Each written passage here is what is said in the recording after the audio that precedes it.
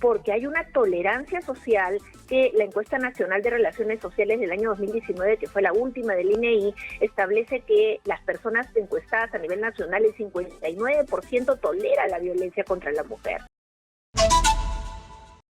Nosotros estamos en un enlace vía Zoom con Carolina Garcés. Ella es adjunta para los derechos de la mujer de la Defensoría del Pueblo. Como les había dicho, en lo que va del año se han reportado 51 feminicidios según la Defensoría del Pueblo. Bienvenida, señora Garcés, a Exitosa. Muchas gracias por la invitación. Encantada de poder conversar con ustedes. Muchas gracias. Estos 51 feminicidios, ¿qué significa? ¿Qué nos está diciendo? ¿Cómo van en comparación a otros años? Bueno, como bien mencionabas al inicio, ¿no? Estaba escuchando, estos 51 feminicidios ven no solamente un incremento de la cantidad de muertes, porque no estamos hablando de cifras, como siempre decimos desde la Defensoría, estamos hablando de vidas, pero también demuestran cada vez una mayor crueldad y ensañamiento, una deshumanización terrible que realmente nos está llevando, si no adoptamos medidas urgentes y concretas, a una situación en la sociedad cada vez peor, ¿no? Y a una responsabilidad estatal que no puede esperar más. Y es más, no solamente el feminicidio es la manifestación más cruenta de la violencia contra la mujer, por el hecho de ser mujer, pero hay otras manifestaciones de violencia como la violación sexual, como obviamente el acoso callejero, otros más. Entonces allí también vemos la misma crueldad y preocupa mucho porque hay una tolerancia social que la encuesta nacional de relaciones sociales del año 2019, que fue la última del INEI, establece que las personas encuestadas a nivel nacional, el 59% tolera la violencia contra la mujer. Y esto ha aumentado, porque esa misma encuesta en el año 2013 hablaba del 52% de tolerancia y en el 2015 del 55%. Ahora en el 2019, repito, 59%. Si como Estado no entendemos que es un problema estructural, si como sociedad y Estado no solo nos indignamos, sino también adoptamos medidas urgentes, concretas y continuas, que implica también sensibilizar a los funcionarios y funcionarias y también otorgar el presupuesto adecuado, no va a cambiar esta situación.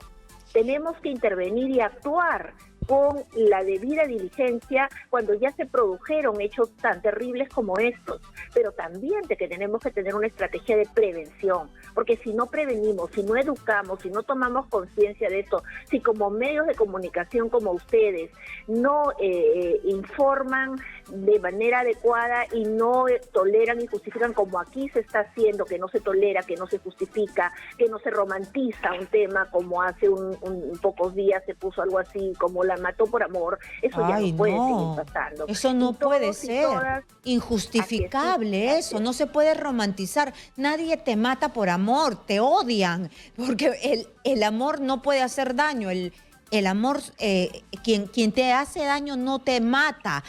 Yo quiero enfatizar que usted nos explique, porque dentro de lo que me acaba de exponer, me dice que cada vez los ataques son peores. Y sí, porque venimos en una escalada que hemos visto cómo han quemado a Katherine en plena vía pública, cómo en la selva a una niña que no se dejó violar le clavaron unas estacas en el cerebro, cómo estos dos sujetos en Puno le han cortado la vagina y todo lo que he narrado a esta enfermera. Y además, a un bebito recién nacido le extirparon, le jalaron con odio los testículos y lo mataron. Entonces, ¿por qué tanta maldad? ¿Por qué este grado de crueldad? ¿Que estamos podridos? ¿Qué nos ha pasado en la pandemia? ¿O es que siempre hemos sido así, los medios de comunicación, ahora nos enteramos más? ¿O qué ha pasado según los estudios que hay dentro de la Defensoría del Pueblo y otros organismos?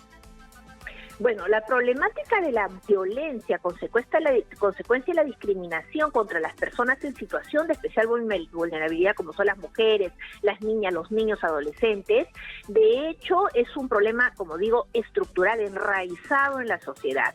Si a esos problemas no les damos una respuesta adecuada, si ante una denuncia que se presenta no hay una adecuada investigación, si el Estado en vez de investigar diligentemente revictimiza a la víctima o a los familiares de las víctimas, lo que estamos generando es una sensación de impunidad.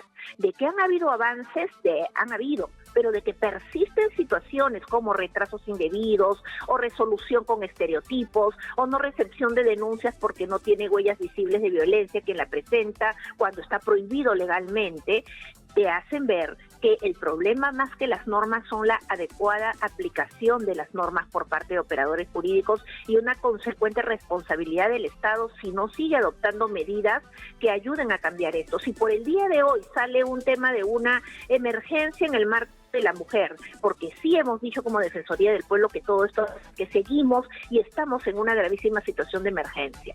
Pero si no se dictan medidas, no solo por el momento, sino para continuamente ir cambiando esto, ir sancionando adecuadamente y también para prevenir sobre todo que sigan cometiendo esas situaciones, la situación no va a cambiar. Porque además la prevención en una lógica de tolerancia de un 59% como el que te comentaba, es indispensable, estrategias comunicacionales, educación, de hecho políticas integrales, porque este problema no solamente se tiene que ver desde el punto de vista del derecho, sin duda es un problema social que requiere todo un análisis interdisciplinario y también una responsabilidad no solamente a nivel del Estado central, sino también de los gobiernos regionales y locales, que funcionen las instancias de concertación, que articulemos con la sociedad, que la sociedad esté también concientizada, que denuncien, porque uno puede presentar una denuncia sin necesidad, de acuerdo a la ley, de ser familiar, uno se entera de que hay una situación de violencia y automáticamente denuncia, pero ¿sabes?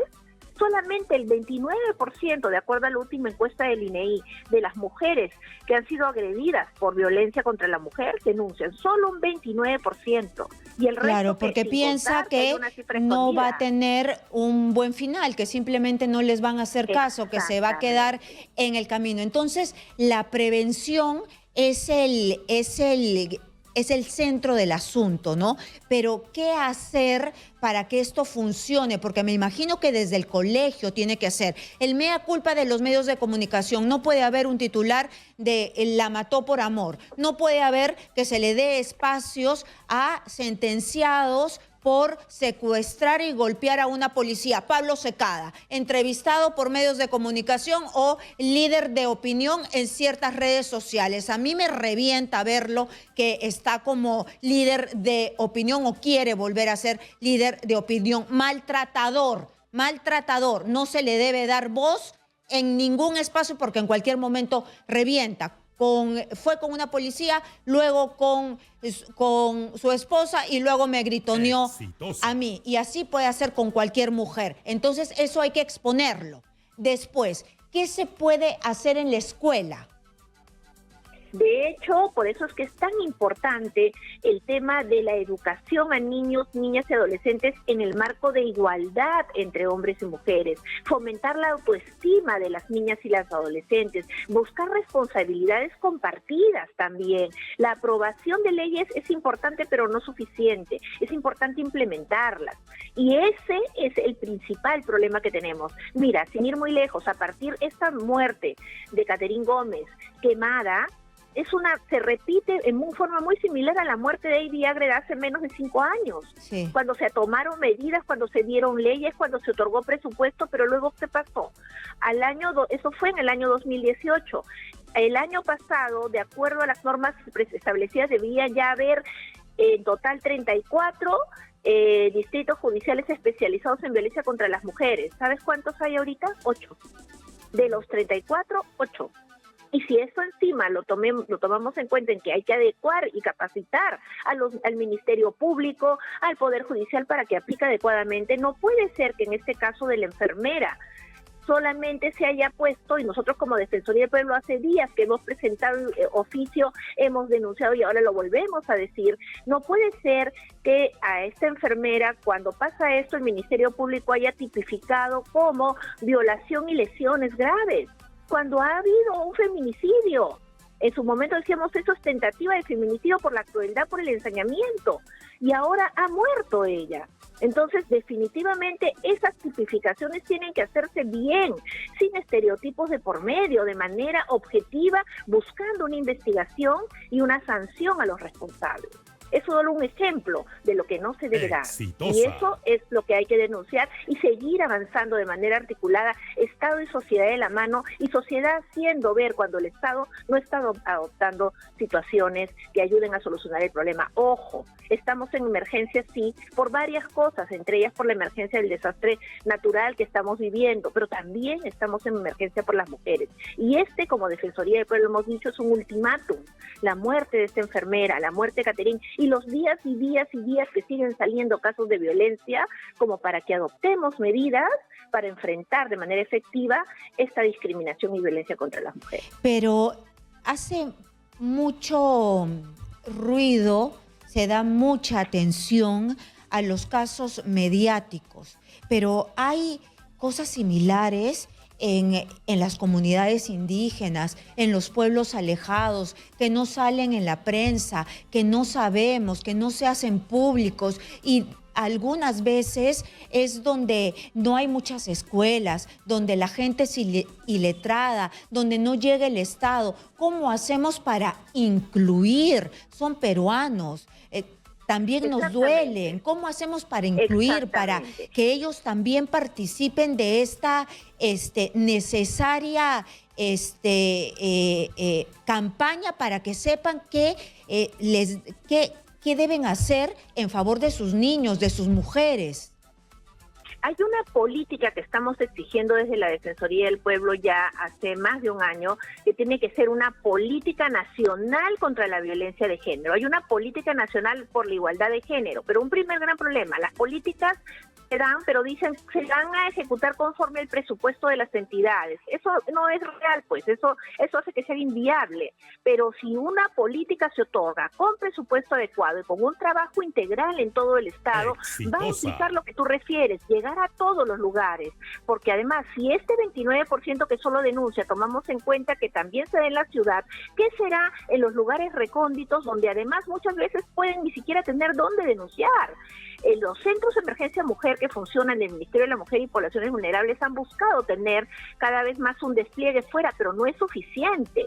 Y si a eso sumamos que las mujeres ya de por sí somos discriminadas por ser mujer, pero si somos mujeres indígenas ya son 2 factores que confluyen. Si somos mujeres indígenas menores de edad ya son 3 factores que confluyen. No se le puede dar el mismo trato a una mujer violentada en la zona urbana que a una mujer indígena y menor de edad en la zona rural. Eso implica una serie de políticas que se tienen que dar y que definitivamente implican, insisto, la articulación del Estado con la sociedad en su conjunto. Si no hay educación, si no hay una estrategia comunicacional, y ese es el otro gran problema, te cuento, porque la prevención no tiene resultados inmediatos y a veces no es políticamente, conveniente para quienes quieren tener resultados inmediatos, pero sí es importante darla porque va a ser la única forma de que toda esta situación de violencia y discriminación contra la mujer cambie. Muy bien, ha quedado clarísimo, y además, como no tiene resultados inmediatos, es bien difícil que se haga, es un cambio estructural, todavía no se ha tomado la decisión política para hacerlo, estamos en un problema. Pero es posible, sí, es posible, pero ¿cuándo? ¿Cuándo? Cuando haya voluntad, y hay que exigirla también. Hay que exigirla. Todavía estamos en el punto de inicio y no arrancamos, lamentablemente. Muchas gracias a Carolina Garcés, ella es representante de la Defensoría del Pueblo.